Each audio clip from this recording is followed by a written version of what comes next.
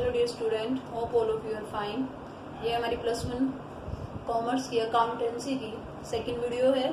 इसमें हम जो हमारी फर्स्ट वीडियो थी उसी को आगे कंटिन्यू करते हैं। बेसिक अकाउंटिंग टर्म्स 9th हमने पिछली वीडियो में आपको 8th तक की बेसिक टर्म्स करा दी थी। 8th अब नेक्स्ट देखिए 9 एक्सपेंडिचर, जिसे हिंदी में खर्च कहा जाएगा। खर्च बिजनेस की हम बात कर रहे हैं तो बिजनेस में जो खर्च किया जाता है वो किस पे किया जाएगा? संपत्ति, माल अथवा सेवा प्राप्त करने के लिए किया गया कोई भी भुगतान अथवा संपत्ति का हस्तांतरण अथवा दायित्व की उत्पत्ति, यानी दायित्व की उत्पत्ति क्या कहलाता है? खर्च कहलाता है। या दूसरे शब्दों में हम कहें लाभ प्राप्त करने के लिए किया गया कोई भी भुगतान। बिजनेस किस लिए किया जाता है? लाभ प्राप्त करने के लिए किया जाता है। लाभ प्राप्त करने के लिए किया गया कोई भी भुगतान खर्च कहलाता है। क्लियर?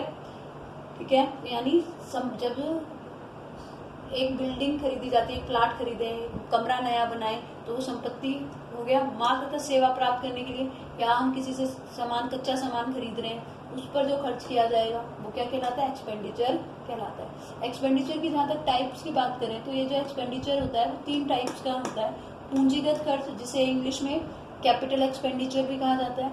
आयगत खर्च जैसे रिवेन्यू एक्सपेंडिचर, और स्थगित लाभगत व्यय। स्थगित लाभगत व्यय पहले एक बात करते हैं। पूंजीगत खर्च, जब कोई हम मशीनरी खरीदते हैं, कंप्यूटर, लैपटॉप बिजनेस के लिए खरीदते हैं, तो उस स्थायी संपत्ति में इन्हें इंक्लूड किया जाता है जो बिजनेस में लगातार लंबे टाइम तक प्रयोग की जाएगी, तो उस पर किया गया खर्च क्या कहलाएगा? पूंजीगत खर्च कहलाता है। ये जो स्थायी संपत्ति है हमारी 1 साल से ज्यादा अवधि के लिए हम इसे काम में लेंगे। ऐसा खर्च जो एक लेखांकन अवधि यानी एक अकाउंटिंग पीरियड 1 साल के अंदर उसका दी हुई खर्चा पूरा कवर अप कर लिया जाएगा। जैसे कि सैलरी, उसमें 1 साल की, जिसमें 1 महीने की जिसको हम सैलरी दे रहे हैं, उससे हमने उसका काम ले लिया होगा। क्लियर? वो अपना सेवाएं हमें दे चुका होगा, तो वो खर्च को करने वाला खर्च कौन से कहेगा? आयगत खर्च लाएगा। जैसे स्कूल बस पर अगर सर खर्च करते हैं, आपके लिए स्कूल बस खरीदते हैं हम अपने स्कूल में, तो वो पूंजीगत खर्च है। लेकिन उस आयगत खर्च में क्या आ जाएगा? जब उस बस को चलाने के लिए जब हम उसमें पेट्रोल भर रहे हैं, उस ड्राइवर को जो हम सैलरी दे रहे हैं, वो क्या कहलाता है? आयगत खर्च कहलाता है। थर्ड बात करते हैं हम स्थगित लाभगत व्यय की, जिसे इंग्लिश में डिफर रेवेन्यू एक्सपेंडिचर के नाम से जाना जाता है। आप लोग कई बार देखते हैं जो फिल्म इंडस्ट्रीज के हीरो को लेकर जो एडवर्टाइजमेंट वगैरह बनाई जाती है, उन पर एक बड़ी अमाउंट खर्च की जाती है और इसे इस साल पे कर दिया, लेकिन उससे होने वाला उस एडवर्टाइजमेंट का लाभ आने वाले 4-5 सालों तक मिलेगा, यानी उस प्रोडक्ट की सेल बढ़ेगी। ठीक है, तो ऐसा खर्चा जिससे कोई संपत्ति तो क्रिएट नहीं होती। यहाँ पर जब हम खर्च करते हैं तो बस आ गई, लेकिन ये भी एक बड़ा अमाउंट का खर्च है। एडवर्टाइजमेंट पे सलमान खान को, शाहरुख को हमने पे किया, तो वो खर्च जिससे आने वाले 10 डिफरेंट फाइनेंशियल ईयर में हमें लाभ मिलते हैं, वो किस में आ जाता है? स्थगित लाभगत व्यय के नाम से जाना जाता है। अकाउंटिंग की ये जो टर्म है हमारी एक्सपेंडिचर, उसमें ही एक्सपेंसेस, ये है व्यय।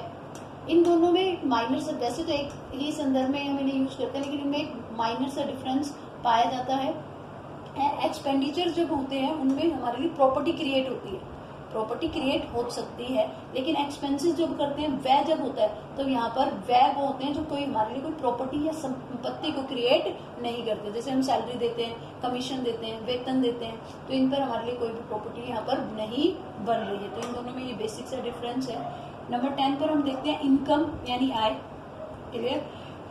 आय अगर आप बात करें तो क्या होगी? Revenue minus expenditure. रिवेन्यू में से हम अगर खर्चा घटा दें तो वो हमारी क्या होती है? आय होती है। मान लीजिए एक दुकानदार ने 500 कॉपी बेची है। क्लियर? वो कॉपी उसने 2000 रुपए की बेची है, तो क्या 2000 रुपए उसकी इनकम है? नहीं। उन 2000 जो कॉपियां उसने बेची है उन्हें खरीदा भी तो होगा।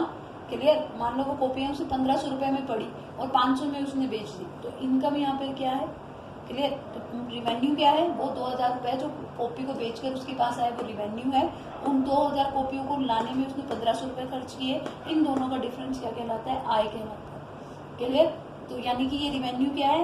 Actual sale proceed. रिवेन्यू को हम एक तरीके से सेल में भी ले सकते हैं। अब बात करते हैं प्रॉफिट की। प्रॉफिट की जब भी इन अकाउंट से इनमें बात की जाती है तो वो प्रॉफिट जो होता है वो एक लेखांकन अवधि के संदर्भ में किया जाता है, यानी एक अकाउंटिंग पीरियड। जैसे 1 साल, इस साल हमें कितना प्रॉफिट हुआ। अकाउंटिंग पीरियड की अगर हम बात करें तो अकाउंट्स में 1 अप्रैल से लेकर 31 मार्च तक की लेखांकन अवधि को माना जाता है। जैसा कि कुल व्यय का कुल आगम पर आधिक्य है। कुल आगम मान लो 2000 रुपए, कुल व्यय हमारे 1500 रुपए हमने खर्च किए थे, इन पर जो आधिक्य है यानी जो एक्स्ट्रा है आया है वो ही क्या कहलाएगा, लाभ। क्लियर। यानी कि 5000 रुपए की सेल किया आपने टोटल, और आपने उस 5000 की सेल करने के लिए 4000 रुपए अगर खर्च किए हैं, तो 5000 रुपए जितने ज्यादा जो डिफरेंस है इन दोनों का वो आपका क्या होगा, लाभ होगा। लॉस की अगर बात करें तो सेम ही बात हो जाएगी। अगर व्यय ज्यादा हो और आपका कुल आगम कम हो तो आपको क्या होगा, वहां पे लॉस होगा। प्रॉफिट एंड लॉस लिंगांकन अवधि के संदर्भ में यूज किया जाता है। यहाँ पर प्रॉफिट के साथ एक वर्ड हो जाता है गेन। गेन वर्ड अकाउंटिंग में अगर यूज किया जाए तो इसका मतलब होगा कोई 10,000 रुपए का भवन है हमारा, 10 लाख रुपए की कोई पुरानी मशीन है हमारी बुक्स में, वो हम 12,000 में बेच दें तो वो 2,000 रुपए का जो डिफरेंस होगा वो यहाँ पर गेन कहलाया जाएगा। तो profit, gain and loss I think आपको क्लियर हो गए होंगे। नेक्स्ट टर्म देखिए हमारी परचेज, जिसे हिंदी में क्रय भी कहते हैं। क्रय शब्द का प्रयोग केवल उस माल को खरीदने के लिए ही प्रयोग किया जाता है जिसका उस व्यवसाय में व्यापार किया जाता है।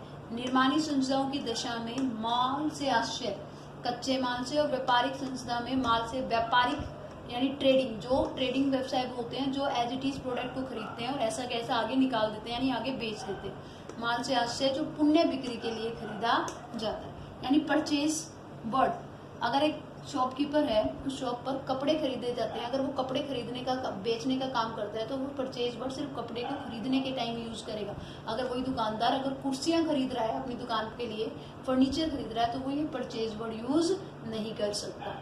क्लियर। जब हम परचेज वर्ड की बात करते हैं तो परचेज में कैश परचेज और क्रेडिट परचेज यानी नगद परचेज, नगद जो खरीद रहा है वो जो उधार खरीद रहा है, दोनों को शामिल किया जाता है। हम फिर से कह रहे हैं परचेज वर्ड सिर्फ जिस काम में आप डील कर रहे हैं, जो दुकानदार, अगर एक दुकानदार फर्नीचर है उसके पास, तो वो फर्नीचर के लिए ही परचेज वर्ड यूज करेगा, और किसी के लिए भी वो दुकान में जो भी एक्स्ट्रा सामान खरीदेगा उनके लिए वो परचेज वर्ड यूज नहीं कर सकता। नेक्स्ट है हमारा परचेज रिटर्न, क्रय वापसी। क्रय वापसी को दूसरा नाम रिटर्न आउटवर्ड भी है।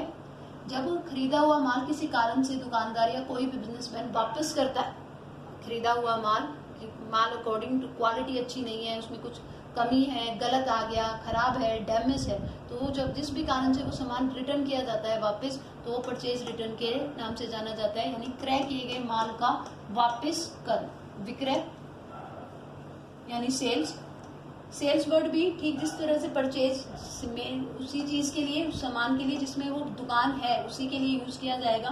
पर्टिकुलर अगर एक कपड़ा निर्माता अगर कपड़ा ही बेचेगा तो सब सेल्स यूज करेगा, अदरवाइज वो सेल्स वर्ड उसके साथ यूज नहीं कर सकता। अगर वो पुराना फर्नीचर बेच रहा है, पुराना अपना फ्रिज निकाल रहा है, तो वो सेल वर्ड यहाँ पर यूज नहीं करेगा। सेल्स वर्ड वो पर्टिकुलर उस गुड्स के लिए यूज करेगा जिसमें वो डील कर रहा है, जिसमें वो बिजनेस कर रहा है। सेल्स में भी जब सेल्स वर्ड हम कहते हैं तो इसमें कैश सेल और क्रेडिट सेल यानी नगद जितना भी उसने सेल किया है और जितना उधार सेल किया है, दोनों सेल्स में इंक्लूड होते हैं, क्योंकि आप जानते हैं बिजनेस में कैश और क्रेडिट दोनों ही बेस पर सेल्स की जाती है। नगद भी बेचता है हर एक बिजनेसमैन, और क्रेडिट उधार भी चलती है उसकी। क्रेडिट का मीन होता है उधार में कोई चीज, क्रेडिट सेल लग जाता है तो उधार बेचना, क्रेडिट परचेज होता है तो उधार खरीदना। ऐसे ही सेल्स रिटर्न यानी विक्रय वापसी, रिटर्न इनवर्ड, जब आप दुकान से लाई हुई कोई भी चीज, जैसे आपने कुर्ता परचेज किया, जींस परचेज की, आप खरीद कर अपने घर लाए हो, तो आप जब वो दुकान किसी भी कारणवश आपको वो चीज पसंद नहीं आती है, अब दुकानदार को रिटर्न करने जाते हैं, तो वो क्या होता है, सेल्स रिटर्न के नाम से जाना जाता है। Some customer might return the goods sold to them, कुछ कस्टमर ऐसे होते हैं जो सामान आपने उन्हें बेचा है वो उसे रिटर्न कर देते हैं, लौटा देते हैं किसी भी कारणवश, तो वो सेल्स रिटर्न के नाम से जाने जाती है। नेक्स्ट देखिए स्टॉक और इन्वेंट्री। क्लियर। नाम से जैसे घर में रसोई में हमारे पास स्टॉक होता है राशन, दाल, चीनी, चावल का, ऐसे ही दुकानदारों के पास भी, ऐसे बिजनेसमैन के पास भी, जो भी जिस चीज में डील कर रहे हैं उनके पास स्टॉक होता है। इसे हम स्टॉक भी कह सकते हैं और इन्वेंट्री भी कह सकते हैं। Clear. Stock two types, stock basically दो प्रकार से उनके पास होता है, एक ओपनिंग स्टॉक है, एक क्लोजिंग स्टॉक। ओपनिंग स्टॉक होता है जो साल की शुरुआत में बिना बिका हुआ माल यानी जो अभी तक बिका नहीं है, और ये क्लोजिंग जो स्टॉक होता है वो साल के अंत में जो सामान बिना बिका हुआ रह गया वो क्लोजिंग स्टॉक कहलाता है। टाइप्स ऑफ स्टॉक की बात करें, अगर एक मैन्युफैक्चरिंग बिजनेस में आप हैं तो आपके पास कितने तरह का स्टॉक हो सकता है। स्टॉक हो सकता है रॉ मटेरियल, स्टॉक हो सकता है वर्क इन प्रोग्रेस और स्टॉक ऑफ फिनिश गुड। अब हमने कहा मैन्युफैक्चरिंग की बात करें, मैन्युफैक्चरिंग मीन्स निर्माणी संस्था। अगर हम बिस्किट बनाने वाली फैक्ट्री की ही एक एग्जांपल लें तो बिस्किट आटे से बनता है, तो जो गेहूं उन्होंने खरीद के रखा हुआ है वो क्या है, stock of raw material. Clear, raw material यानी कच्चा सामान जिस पर अभी तक कोई काम नहीं हुआ है। वर्क इन प्रोग्रेस यानी कुछ काम हो गया है और कुछ होना बाकी है। जब हम उस गेहूं को आटे में कन्वर्ट कर लेते हैं तो वो क्या है आपका वर्क इन प्रोग्रेस, यानी कुछ काम तो हो गया उस पर, कुछ होना यानी बिस्किट में कन्वर्ट होना उसका बाकी है, तो वो क्या है वर्क इन प्रोग्रेस। नंबर 3 पर स्टॉक ऑफ फिनिश गुड, यानी आटे से आपने बिस्किट बना लिए, जितना माल तैयार है और जिस पर अब कोई और काम होना बाकी नहीं है वो फाइनल प्रोडक्ट के नाम से भी इसे जाना जाता है। फिनिश गुड इस पर अब प्रोडक्शन साइकिल से गुजर चुका है, यानी उत्पादन प्रक्रिया से गुजर चुका है, तो ये क्या है आपका फिनिश गुड। तो मैन्युफैक्चरिंग इंडस्ट्री में इस तरह का 3 टाइप्स का भी आपका जो स्टॉक है वो पाया जाता है। क्लियर, एक कपड़े की शॉप में स्टॉक क्या हो जाएगा, वो कपड़ा जो उन्होंने खरीदा है। कुर्ते की शॉप में क्या हो जाएगा, वो कुर्ते जो उन्होंने स्टॉक करने के लिए रखे हुए हैं वो सारा क्या है आपका स्टॉक। क्लियर, अब बात करते हैं डेटर्स की, देनदार। ये जो डेटर्स हैं इनमें जो ये बी वर्ड है पहले तो ये साइलेंट होता है। क्लियर, तो देनदार कौन है, जैसा कि नाम से देने वाला, और देगा कौन, वो व्यक्ति हमें देगा कौन, वो व्यक्ति देगा जिसने हमने जिसको उधार बेचा है अपना सामान, वो हमारा क्या हमें क्या देगा, वो पेमेंट देगा। whom goods have been sold और सर्विस रेंडर ऑन क्रेडिट, वो व्यक्ति जिसको सामान बेचा गया है उधार या जिसने हमसे सर्विस ली है उधार। अभी जैसे समर सीजन चल रहा है, हमारा कूलर खराब हो गया तो हमने उससे सर्विस दे दी, कोई हमारे गलत एग्जांपल ले लिया हमने यहाँ पे। अगर हम किसी दुकानदार से सामान ले आते हैं और पेमेंट नहीं करके आते हैं हम उसे, क्लियर, पेमेंट नहीं करके आए तो दुकानदार के हम क्या हो गए, देनदार हो गए, डेटर्स हो गए। थोड़े टाइम बाद महीने के एंड में वो हमसे पैसे लेगा जरूर, इसलिए हम उसके क्या है, देनदार है।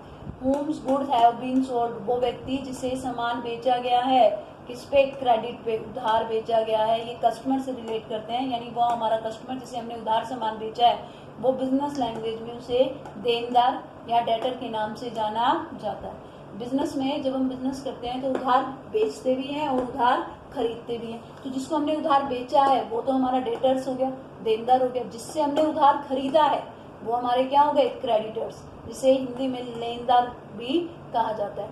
whom goods have been purchased और service produce on credit and payment has not been made out to them, और जिनको अभी तक हमने पेमेंट नहीं किया है, यानी जिससे हम उधार खरीदते हैं वो हमारे क्रेडिटर्स हैं और जिनको हम उधार बेचते हैं वो हमारे क्या हैं, डेटर्स हैं। यानी कि जो डेटर्स हैं वो हमारे कस्टमर होते हैं, जो क्रेडिटर्स होते हैं वो क्या होते हैं, हमारे सप्लायर होते हैं। ठीक है, आगे देखिए अकाउंट, इसके बारे में हमने जो फर्स्ट वीडियो थी उसमें भी बताई थी, इसके बारे में एक थोड़ा सा ले लेते हैं। बेसिकली अगर हम बात करें, अगर हम मार्केट से कोई सामान लेके आते हैं और हमारे पेरेंट्स हमें बोलते हैं कि उसका लिस्ट बनाओ, तो आप कैसे बनाएंगे, यहाँ सीरियल नंबर डालेंगे, यहाँ आइटम जो आपने लिए, यहाँ क्वांटिटी लिखेंगे, ये रेट लिखेंगे और यहाँ टोटल।